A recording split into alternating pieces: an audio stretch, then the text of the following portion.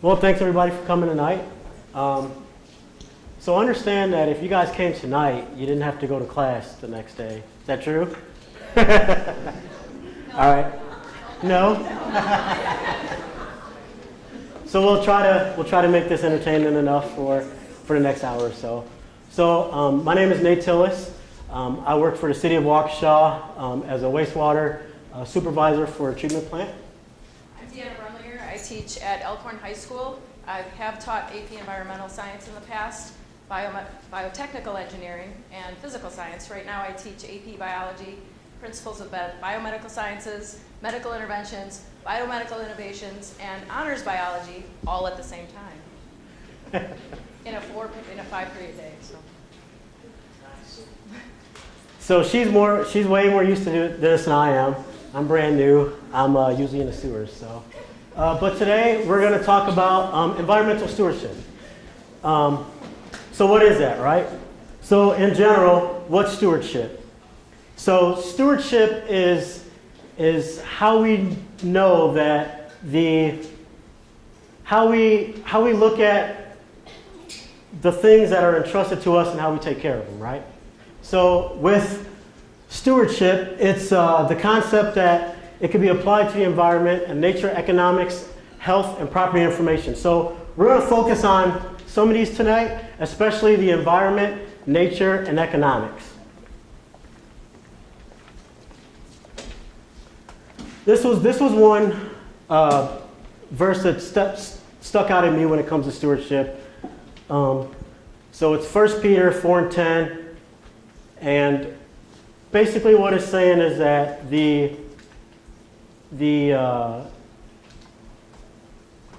okay. So whatever gift you have been entrusted to as a faithful steward of the environment. So we're supposed to be stewards, right? Stewards of the earth that was entrusted to us. I don't know. Okay, so yeah. The idea of stewardship comes from the Greek oikonomos. And the basic idea is that it was a house steward, right? So if you look at the excerpts in the Bible where it refers to stewardship, it's talking about the steward of a house. So your steward would be somebody who takes care of your finances, somebody who takes care of the health, somebody who overlooks the well-being of your house. So when it's referred to in the Bible, it comes up as the Greek oikonomos. So what is environmental stewardship?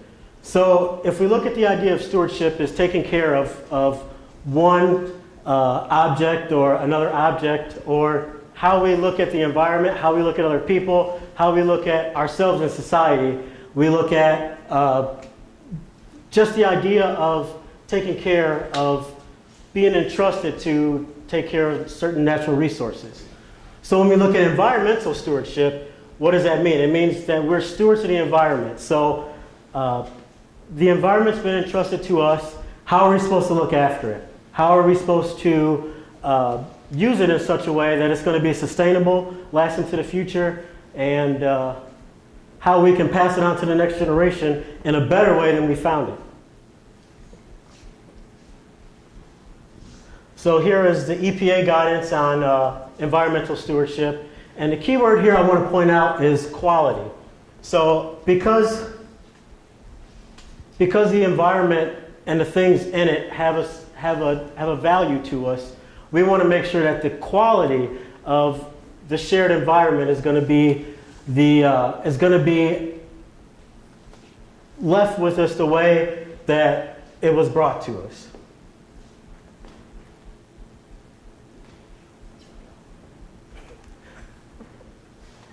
So when we talk about the environment and sustainability, there's a framework that was developed to kind of quantify how the environment, how we interact with the environment, how we interact with other people, and how we interact with economic systems. This is called the Sustainability Triple Bottom Line.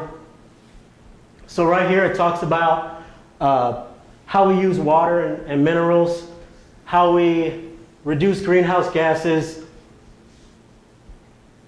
and how we protect our natural resources. Those are just the environmental side. The triple bottom line takes these three concepts of environment and the social constructs that we live in and the economic constructs that we live in and kind of pares them down to people, planet, profits. So when we're looking at the people that are involved in the triple bottom line, that would be all of the stakeholders. So everybody who breathes the air, everybody who ever goes to a lake or a river, anybody who takes place in our environment. So we're all stakeholders, right? The problem with dealing with some of this is that you can't put a dollar value on it. So if you can't put a dollar value on it, how do you quantify how to take care of it? People understand money. They don't understand intangibles. When it comes to planet, we talk about the environment, the places we live, but not only the places we live, the environment as a whole. So if we look at just the environment that we are in, say in the United States, and we look at how we take care of land, how we take care of water, that doesn't necessarily look at how land and water use is around the globe. So when you're looking at the triple bottom line, it takes into account the entire planet.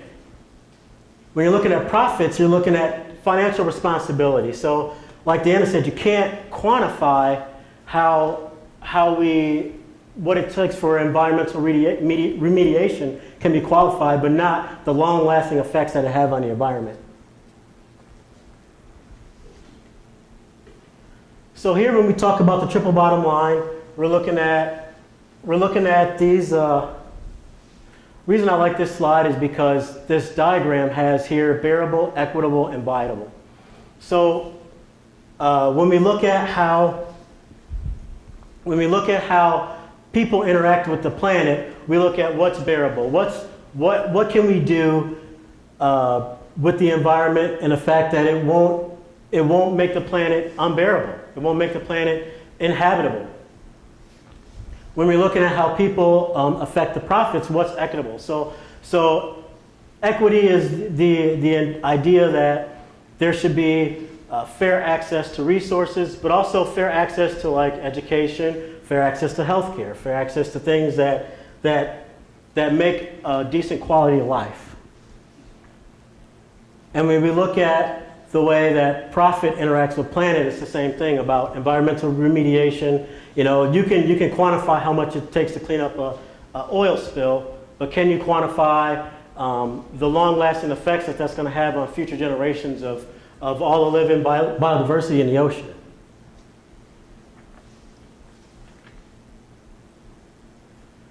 So the idea of triple bottom line was conceived by John Ingleton, and the idea is that he wanted companies to look at beyond what your typical costs are and look at what your total environmental costs are. So when we look at a lot of third world countries, we're looking at the production that takes place in China, India, and Brazil, and a lot of times if a company operates in a way that's not sustainable, they're transferring the cost from those poor nations to richer nations. So how do we quantify that? How do we look at what our actions are doing for the rest of the world? Not all of our exports of jobs to other countries are because of cheaper labor. A lot of it is because of regulations on the environment. If you watch the Olympics in Beijing, you couldn't walk around without a mask on. You don't have to do that here.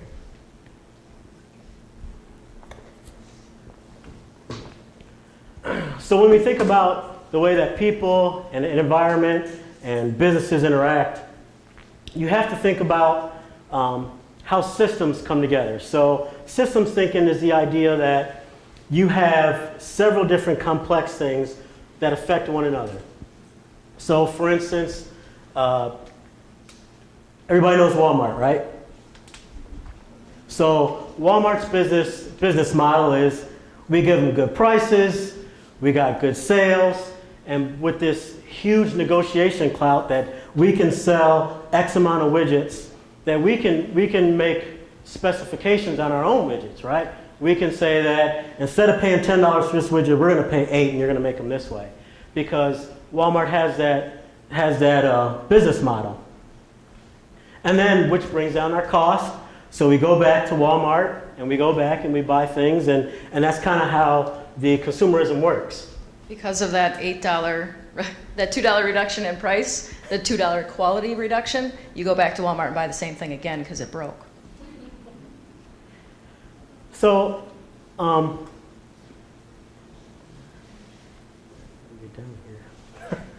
so the other part of the reinforcing loop is it can also go the other way. So if you're a company that has more sustainable practices, you can use this in an opposite sustainable loop. So you could say that we have sustainable renewable energy that we use to make our products, and we're using recycled plastics to use our products. And if this is done in a large enough form, you can then negotiate. You can have this negotiation cloud, and then you can bring costs down and still do it in a more sustainable way. So when we think about systems thinking and people that do systems thinking, there's a few characteristics that always stand out. A system thinker will think linear as opposed to circular. So, we'll think circular as opposed to linear. So linear, you're looking at a timeline. A product goes from inception to completion, right? But that's not the entire cycle of a product. The product goes from raw materials that were harvested someplace, and then they go to production, and then they go to use, and at some point they're going to go to waste. How are we handling that waste? So if you're a systems thinker, you're going to think about not just the linear way of a product, but also its circular cycle.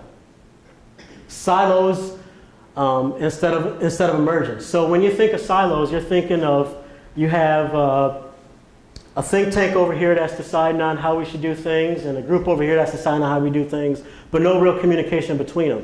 There's a lot of great ideas out there, so we have to work in an environment where we can get these ideas to transfer from one place to another. That's the idea of isolation versus relationships. The same thing is that there's some argument to isolation, but in the long term, it's not actually sustainable for exchange of ideas.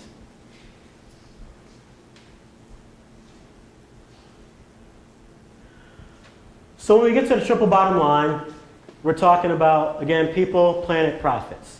So when it comes to the people portion, what are we talking about? All the stakeholders, right? All the stakeholders, the customers, the contractors, the suppliers, the teachers, the truckers, everybody is a stakeholder. So how do we make sure that what we're doing with regards to people is going to be sustainable? So when you talk about people, you're talking about human capital. What is the greatest resource that we have here on Earth?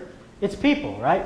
It's what separates us from the animals, is that we have cognitive brains that can think of these amazing ideas. So when we come up with these amazing ideas, how are we going to do that? It's with human capital. So it's not only, it's all the stakeholders, but it's your employees or contractors, but it's also what is their condition? What is their quality of life? How are your practices affecting? How are they able to enjoy Earth? We look at, are there adequate work hours? Is there child labor? Are there access to health care? Things like that. So we want to make sure that when we're buying products, when we're interacting with each other, that we're looking at products that are not made in sweatshops.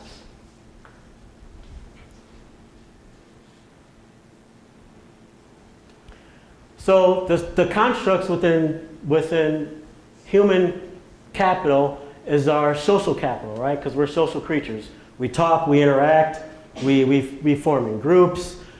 We look at our sense of belonging, our networks, not only personal but professional networks, your faith networks, your feelings of trust and safety. How do you feel about your government? How do you feel about your business practices? How do you feel about these things in your own family? And participation. It's not enough just to sit on the sidelines and absorb the information. You have to actually go out and do it. Exercise by voting, exercise by getting in community action groups, which creates citizen power, which gives you the ability to affect change.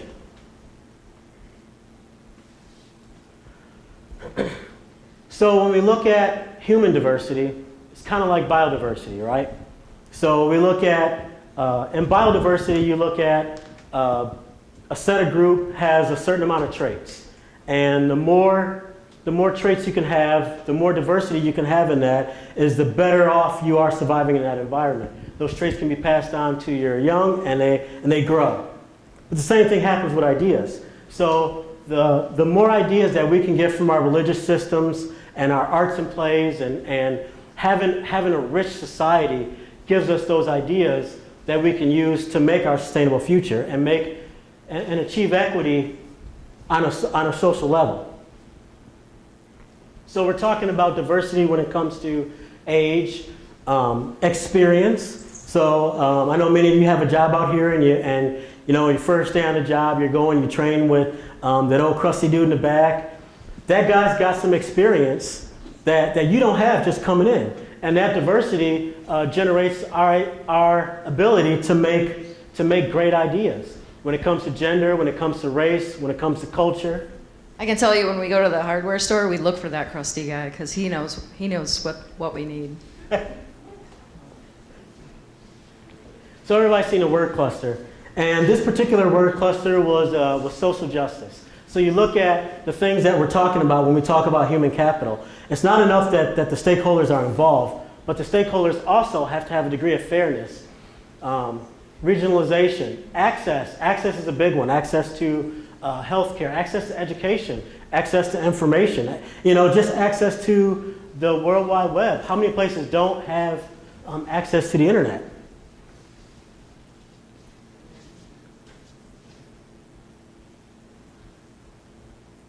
That's on every slide, huh? Yeah. So when we look at human capital and we look at systems thinking, how does this affect everyone, right? So the things that we're doing here in the United States, and we go to Walmart and we get that $8 widget and we throw it away, most of it's contained. Sometimes we're doing our job, but a lot of times we're not. A lot of times it's going into the ocean. A lot of times it's going into landfills. And what we have is these people on the other side of the globe who depend on these fishing and these water economic jobs are not able to sustain their families anymore because of what we're doing here. So this is why system thinking is important. It's not just how it affects us personally, but how it affects us as world citizens, as citizens of the world. So the second leg we're looking at is planning. And that's basically our entire environment. Not just when you think about your rainforest and your desert biomes and things. This is everything. This is our complete environment. But not just the way we use it, it's the way we harvest it and the way we view it, right? So if we look at it as a place that we're just going to get things from and never bring back to it, it's not going to be sustainable. So we have to find a way to generate and promote environment at the same while we're using it to sustain ourselves. We were lucky when we first settled Wisconsin, they completely clear-cut the state, and they did that everywhere. In the rainforest, when they clear-cut it, it's done. You can't regenerate the rainforest. It becomes a desert, it's done. So you get about 5 years out of it for cultivation, and then you have desert. So we talked a little bit about biodiversity, but what is it? Biodiversity is just having that variety, the variety in species or variety within a species. So when we're talking about the richness of diversity, we're actually talking about how many different things, how many different life forms, but also the diversity within life forms so they can sustain themselves, because they have to adapt too. And when we do things that jeopardize biodiversity, not only are we ending certain species or certain ways of life, but we're also taking away our opportunities for medical discoveries and economic development and things that could actually help us solve the problem, right? So if we jeopardize our biodiversity, we're sort of jeopardizing our future. Agriculture is monoculture. All of the corn in the field is exactly the same strain, exactly the same. If a bug gets into it and eats it, it's going to eat them all. So when you hear about crops failing, that's basically why. It's because there's no genetic diversity in the crop at all. For our resources, in that case, it's important to do that. They all bloom at the same time. They all come into season at the same time. They all give you your fruit and vegetables at the same time. But for animals, not so much.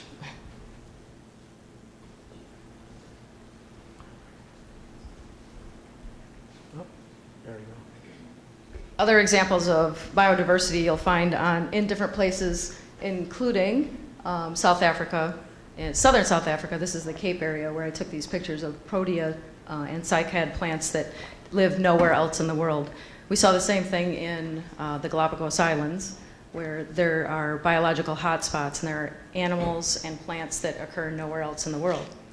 If you don't preserve those, they go extinct. So one of the last of one of the species of Galapagos turtles just went extinct because the last one died. It was like 180 years old.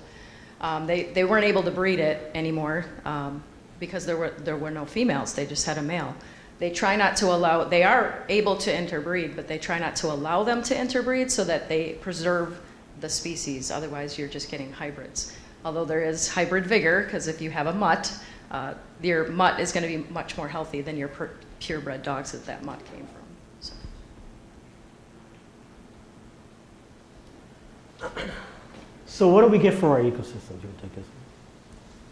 So in the ecosystem, we get lots of resources, especially from some of them that we talked about already, and we're going to focus on water in a little bit here because that's Nate's specialty. So we also get cultural services. So when I talk a little bit later about traveling and some of the ecotourism that's possible, you can build culture into that as well, and I'll show you some of the culture that I've been able to experience. Out in nature, sometimes people can't take nature. I couldn't take driving here, I can tell you that. I live in the sticks, and driving here was just a nightmare. I have 2 stoplights in 30 miles on a 2-lane highway, and I think I saw 1 car in 20 miles this morning. So I need the nature. I need to just sit or walk and just, even with people at least, but not in a parking lot of traffic that took me here. So there's lots of services that can be found in nature, and a lot of my former students are actually working for Park Services or working for the National Forest Service in some of these regards. So one of the big things I want to point out on this slide is the regulating services. So when we think about the things that we get from environment, we're thinking like lumber, and we're thinking the fish, and we're thinking, plastics and rubber and oil. But what we forget is nature's natural way of maintaining itself. So when we talk about water filtration and the water cycle, when we talk about decomposition and all the little bugs that kind of get on your food and you leave it too long in the refrigerator, they're actually doing ecosystem services. They're decomposing for you. How do we regulate climate? The Earth itself has services that if we start destroying them, we're not going to be able to get them back. If you saw a Wall-E, that's actually not possible. If you ever see an empty parking lot, the first thing that starts to happen to it is it crumbles and plants start to grow. So we know that that's not possible. There is a book that better describes what might happen called The World Without Us, and that one would give you a better idea of what would happen if we went extinct. So when we talk about the environment, we're of course also talking about renewable energy. So when you get to renewable energy, you're talking solar, wind, biomass. Biomass is interesting. Biofuels and power and products and things like that. You get to your nuclear, and geothermal is something that's taken hold. Hydropower, oceans. So the thing about renewable energy is that though there's a lot of ways that we've tried to express it, a lot of research needs to be done. If it was an efficient way to do it, we'd be doing it, right? So when we're thinking back to our social construct, how are we going to get the ideas to come up with ways that we can get these renewable energies to a spot where they can supply a good portion of our energy? We need those ideas. We need those people. We need those social constructs to all come together and figure that out. When we talk about what is the most powerful renewable resource, lately it's been denial. It's been denial that our actions are actually affecting us. They do have a long-term effect. So when we look at the water cycle, so like I mentioned before, I work at City of Waukesha with the treatment plant. I guess I hear I'm trending that Kevin Hart's giving a presentation. Not Kevin Hart. I work at the treatment plant. My specialty is water. So when it comes to the water cycle, you're looking at the general water cycle. So you've all seen this, right? Since middle school. You've seen radiation, evaporation, goes into clouds, come down as rain. Some of it's stored in ice caps, runs off into the ocean, and that's kind of the water cycle, right? Bedrock, groundwater, we've seen this. So let's look at an urban water cycle.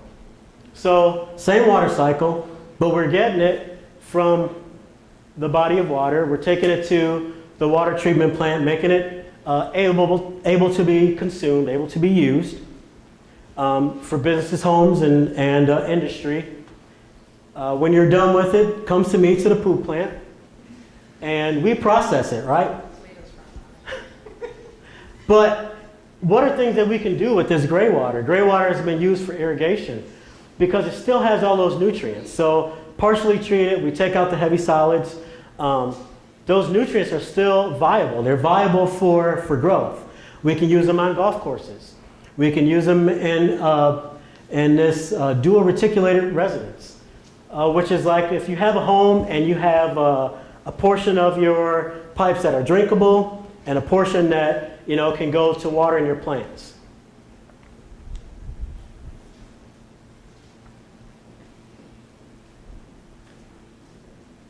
But then we look at what effect is this having on us, right? So we're happy-go-lucky, we're using our water. Some of it's going to reuse, we think we're doing our part. But look at the amount of water we have to work with. So only 2.5% of the world's water is fresh water. That's what's available to us. And then 70% of that is locked up in ice caps. So we're taking this 30%, and here in the United States, we have some of the best water in the world, right? When you go places, they tell you don't drink the water because your stomach doesn't have the bugs to process it. So we have a great system. We have high water quality. But in developing countries, a lot of times they don't. A lot of times, right here, every 20 seconds a child dies due to poor sanitation. And really all they need is some kind of filtration system. And we do have a class that we offer called Environmental Sustainability. And that's they spend a month designing a water system in order to filter water that's potable. And all they would need to do is basically use clothing, like filter it through their clothes, and it would get rid of most of the cholera bacteria, the giardia, and other waterborne diseases. But there's so many waterborne diseases. 80% of illnesses, if they're not waterborne, they can be transported from poor sanitation. So what is that saying to people who don't live in the United States, to people who live in these impoverished nations and don't have access to clean water? So we look at here, this graphic is probably hard to read for you guys. US is here on the percentage of residents connected to clean water, 97%. But we look at some of these other countries and we get to Myanmar and Uganda. I mean, they're less than a quarter of their people have access to clean water. Is that their problem? Or is that a systemic problem? I guess we got to ask ourselves that. So the last leg of the triple bottom line is the profits. So all this environmental talk is nice and great, but how much is it going to cost us? I mean, is this still going to be sustainable for us to have businesses and to thrive and to make ideas? How do we quantify that? How do we look at these two things that seem to be in juxtaposition and reconcile them? So this is one of my favorite slides. It's the idea of a scarcity versus an abundance mindset. So when you have a scarcity mindset, you're kind of thinking that we have one pizza, and if I take a slice, or if somebody else gets a slice, I'm going to get less, right? An abundance mindset says, and I'm an optimist, says that if somebody takes a slice, that they're going to, at some point, pay it forward, and that slice is going to come back. And if we all take slices, and we all have the ability to pay it forward, we might bring one slice to the table, we might bring two slices, we might bring three, you know? So that mindset of that things are abundant, that the more I give, the more I'm going to get, as opposed to the more someone takes, the less I'm going to get. And this is important for businesses to look at, because they have to look at, they have shareholders, they have bottom line, they have employees, they have profits they have to maintain. So they have to look at this balance. But you have to think, if you're coming from an idea of a scarcity mindset where you're going to take information, you're going to hoard it, you're going to make sure that there's corporate espionage and we're going to keep these secrets because my company can profit, as opposed to sharing these with my competitors. We put our heads together and we can both get profits.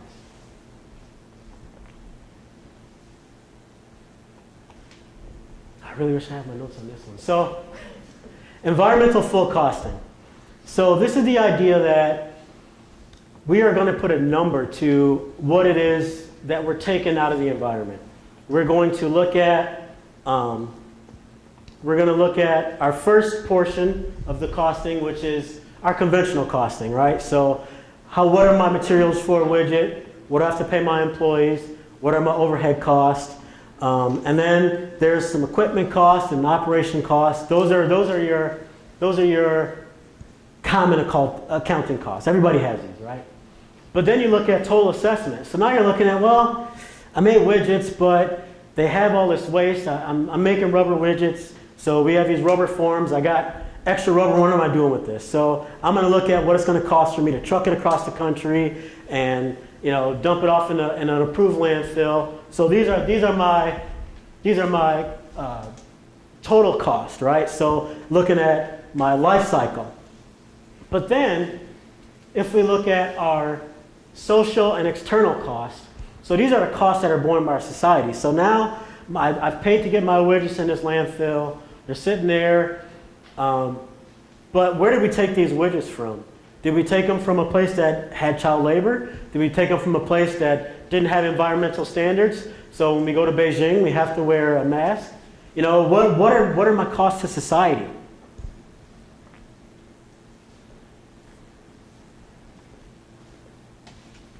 So this is kind of an idea of the full costing, right? So when you fill up your gas, you got the amount of gallons you bought and the amount that you paid. But what if we had this picture here? The amount of marine life it costs for every gallon of gas we put on. Would that make us think? So the idea of this full cost accounting is getting businesses to recognize the value in looking at, you coming from an abundance mindset. So I'm going to help my competitors. I'm also going to full cost account. So to make sure that what I'm doing provides a benefit to not only my customers, but also to the environment I'm taking it out of.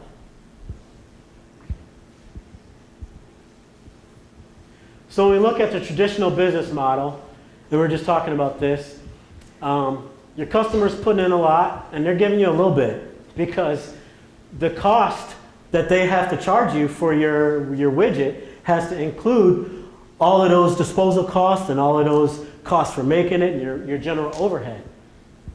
And you're pulling it from finite resources. I'm pulling it from rubber trees, and I'm not taking care of the forest that has the rubber trees. How is that going to look for my financial future?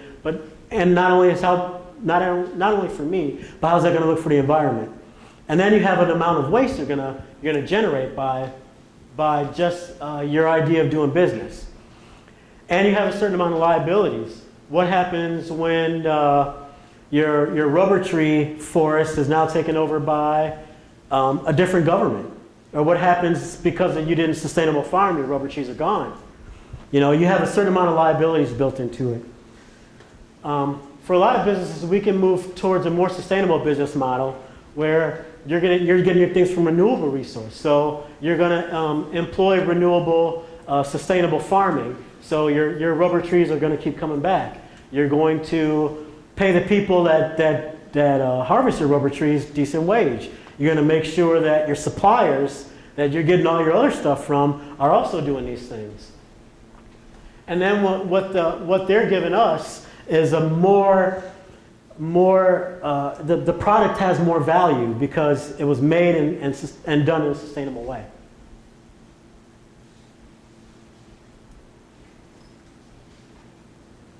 So when you have a big company like, say, Walmart, and you have an environmental tragedy or a social cause that they want to stand behind, what's going to be the best way for them to invest their corporate dollars? A lot of times you'll see companies do philanthropy, which is great. They're going to look at different organizations they're going to give money to, but what happens to that money? Does it get to the places it needs to? And if you have a finite amount of money, does it make sense to do philanthropy? It kind of gives you a feel-good feeling, but in your value of dollars doesn't account for a lot, right? So let's look at risk management. So risk management would be let's get better ways to treat our waste for our widget. Let's look at different ideas to supply our employees. That's a good place for companies to invest their dollars when it comes to corporate responsibility. But the best thing they can do is simply invest in sustainable practices. So you're looking at where a business goes out into the community, interacts with the community, and makes sure that the people that they're interacting with, the people that they're employing, their stakeholders, that they have a high quality of life. We're looking at how they take this as a new mindset, that this is going to be their new business strategy. We're looking at how they promote competitiveness and innovation because they share those ideas back and forth. So if you guys at some point ever become leaders in business, you can look at where your dollars can be invested to really make an impact on the triple bottom line. So this slide I included because this is kind of like a framework of how you would do that. So this is the idea of backcasting. So they have them labeled A, B, C, and D. You look at a vision. So a company, say Walmart, has a vision that they want to supply widgets to everyone, and widgets are going to make them happy, right? So we look at, are we sure widgets going to make them happy? Let's do analysis. Let's make a study and say, let's see how this is actually going to affect not only my customers, but how it's going to affect the world, the full cost accounting. They're going to come up with awesome solutions because they have a group of people that they pay awesome and they love coming to work and they have a high social value. And then they're going to prioritize those ideas to make sure that when they implement them, they're implementing the ones that have the best impact first.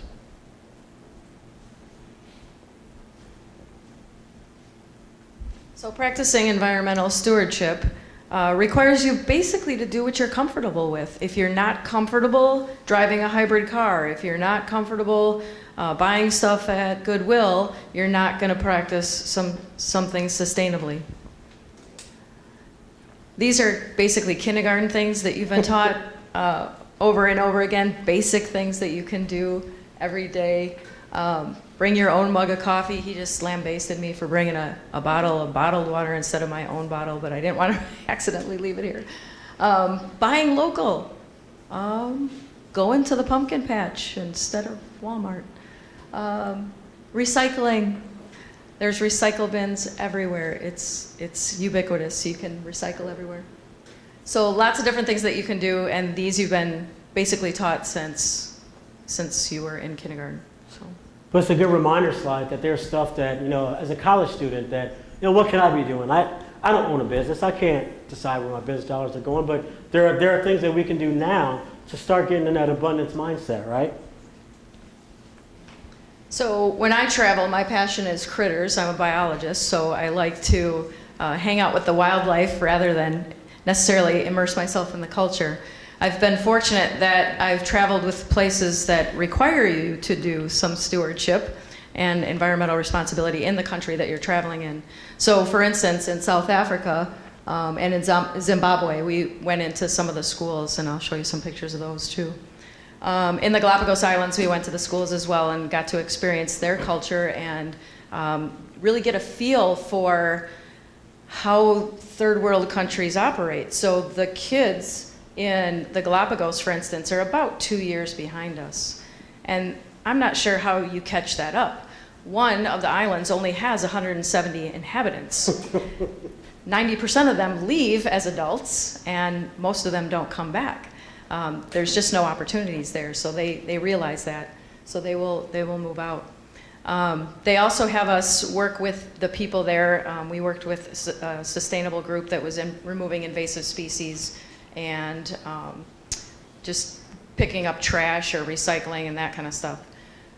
Here at home, I have the opportunity to partner with the Kettle Moraine Land Trust and take my students to several properties that they own, and we help manage those properties. So we've removed invasive species, we've built trails and parks, and the kids really enjoy that. So that's just one piece that you have as an individual, as volunteering.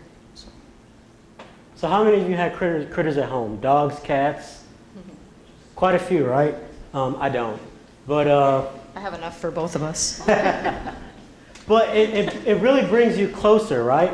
You kind of look at, this is an entire living thing here, and I'm entrusted with his care. I'm the steward of this cat or this dog. It's kind of in a microcosm what we're talking here today.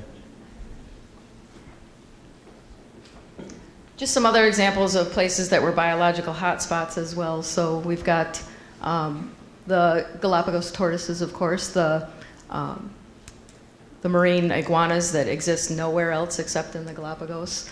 The baobab tree, that little yellow dot at the bottom, that's me. That tree's hundreds of thousands of years old.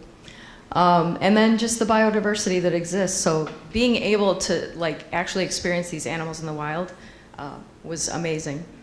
I worked at the Milwaukee County Zoo when I was in high school at the dolphin show, which was also amazing. I didn't train the dolphins, I kept people away from the dolphins, but in between shows I got to play with them and the sea lions, and so that kind of fostered my love of animals and the critters. And then, well, how do you take care of them? Because we don't have a dolphin show anymore, and that's because it's too cold here. And no matter how much they heated the pool or tried to help them, they would die, and it was awful. So they quit having that. They at least realized that. So all of the animals there I've either pet or eaten or ridden or seen in the wild, except a couple. There's a couple that I haven't seen.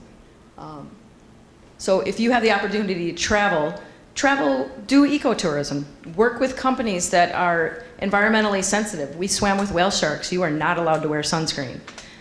Or they would provide the bug spray that's organic or environmentally friendly, or the sunscreen that's environmentally friendly. They don't want that stuff in the ocean. So they take care of the environment. Anywhere we went, whatever you take in, you're taking back out. So this is the take myself out of my comfort zone. So I usually go travel and go snorkeling and diving and hang out with the critters. But we also did a lot of stewardship, like I said, in the schools. So the first picture, if you flip it. Oh. Sorry. The first picture is a school in South Africa. The kids run to school. If they have shoes, they're lucky. They have chalkboards but no chalk. And we walked in there with lots of school supplies, and they were consumed within minutes. The second picture, and the one on the bottom, is 3 miles of chicken coops that at least 6 people lived in. Wow. No running water. They had to walk a few miles to get to a pump so they could bring water. There were 2 porta potties which had locks. I'm not sure who had the keys to the locks. And there were narrow alleys in between each of the sets of buildings. Igoli, oddly, means land of gold. So as we walk up, they call you rich Americans because you're Americans, so you must be rich. And they want to know if you're from the government there to help them. And it was just heartbreaking. Those kids are either infected with cholera, TB, or HIV positive already. The average age of a South African male is 40. The next picture on the end there is a family that lived and worked the land, so they lived independently. They lived off the grid, I guess. There wasn't really much of a grid in that area, although there is civilized life there too. They farm the land, and they have their own cemetery with their whole family there. And they made us a meal, and it was very interesting. So they were super, super friendly. And I think the bottom one is in Mozambique. So that's another school. You can see they have uniforms. Some of them do. And they are, again, at least a couple to 3 years behind what I would consider their age group to be. This is an example of where we were cutting out invasive species and dabbing it with like Roundup, I guess. So, and we do that here in the States too with our students. So just like she said, step out of your comfort zone, and it doesn't have to be a big deal. It can be, hey, I never thought I'd join this group of people. I never thought, I'd join a drama club. I never thought I'd be sitting here talking to you guys.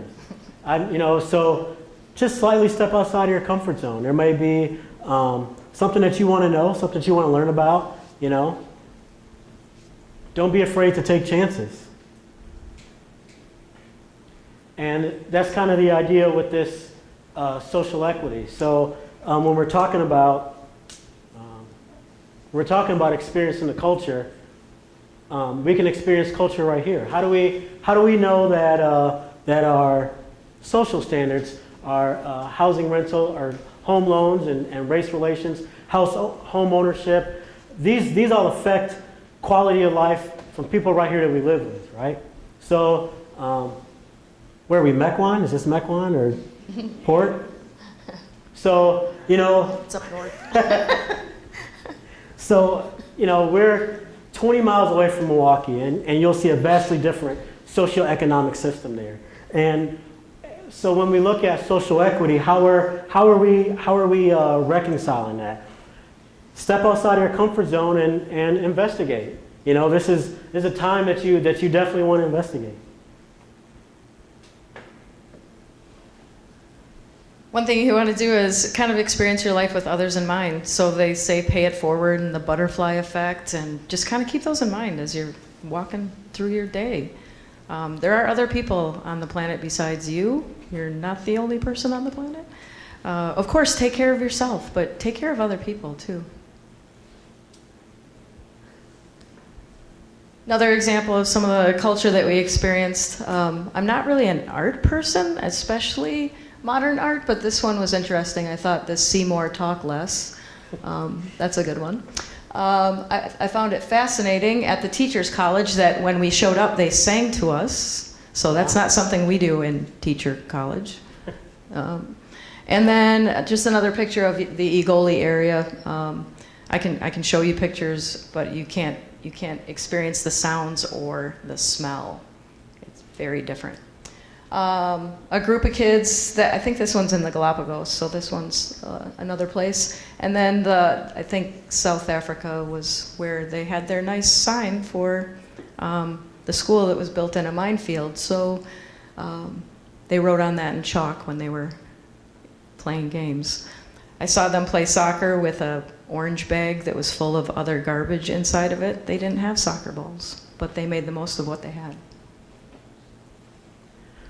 So when we look at the idea of stewardship and how we're going to implement it, you know, do we own Walmart? No. Do we own corporations? Are we the government? No, but we can do it in small steps in our lives. We can go outside of our comfort zone. We can, you know, bring your recycled water bottle. You can do these small things, and it gives you an idea, it gives you an appreciation for the environment, but it also enriches you as a person. It enriches you as a person. That diversity within inside yourself. You do the exercise? Amen, brother. Huh? I said amen, brother. Do you want to do the exercise? You can. Yeah. All right. All right, so we'll pick 4 rows, I guess. So we're just going to do a small demonstration. We're going to need some volunteers for the audience. Or we're going to have volunteers from the audience. And we usually pick people in the back. All right, so we need 4. You're going to take this and look inside, but don't let them see what you have. All right? Take as much as you want. Again, don't let them see what you're taking. And then hand it to the next person. Yeah. You four look like you're very interested. So you're going to take, what's the instructions? So we're, so you're yep. Same thing, don't let anybody see what's in there. Take as many as you want and then hand it to the next person. Don't show the person next to you what's in it.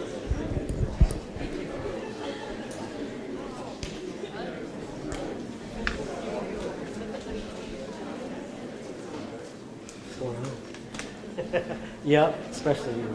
So this container, hold something in there. You're gonna look at it.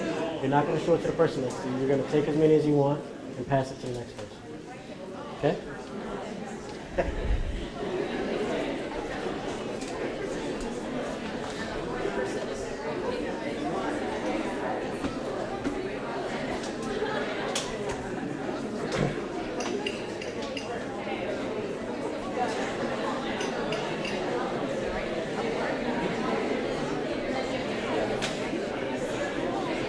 You got the last container? All right.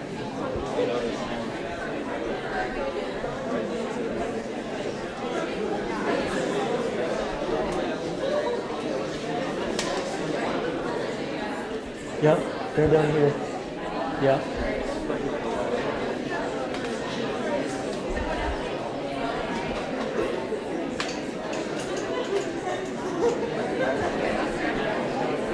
The other one's over here.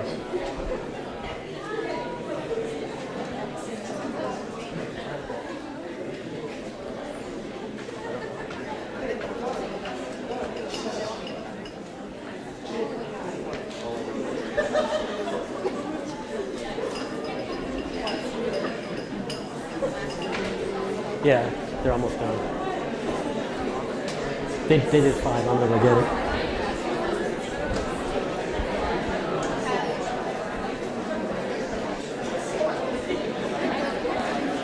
All right, where is it? Oh, it's back there.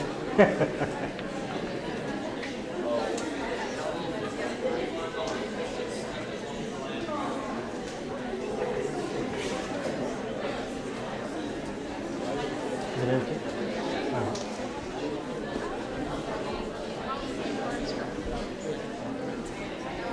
Yeah. Okay. All right, so you want to tell us what we put in there? Tootsie Rolls, all right?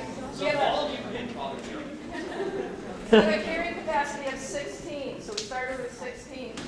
And this group did pretty well. We have 2, 4, 6, 8, 9 left. So for each one that's in there, we can add 1 more with a carrying capacity of 16. This group, 2, 4, 6, 8, 10, 12, 14, 15. Apparently nobody likes Tootsie Rolls. This group, overfished. They're done. This group,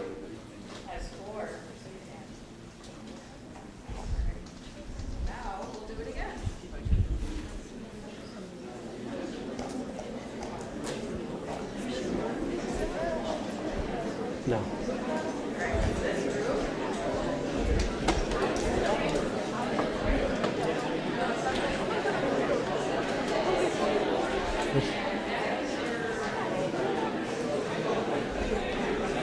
Over here.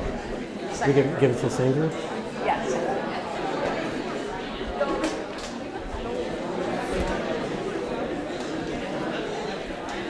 You guys again. Doing it again.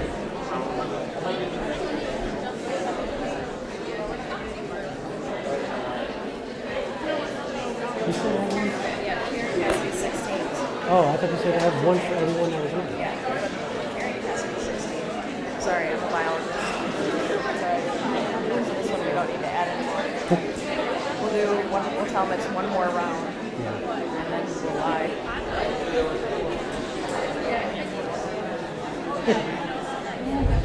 My math isn't great. It's not poop related.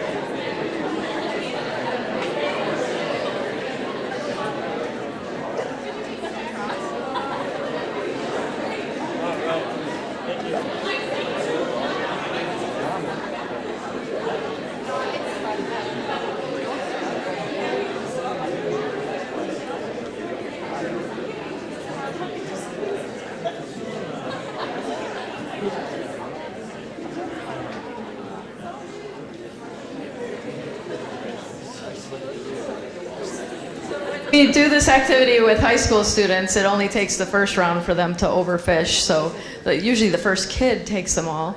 But we only had one group that overfished. This, as he so eloquently pointed out, is a tragedy of the commons exercise. So if you can maintain your population, which is what most of you did, then you are keeping a sustainable population of Tootsie Rolls. Fish, Tootsie fish. So you did a nice job of maintaining your population, except for the one group. And if anybody would like some Tootsie Rolls, we have 1 billion, so we are good to go.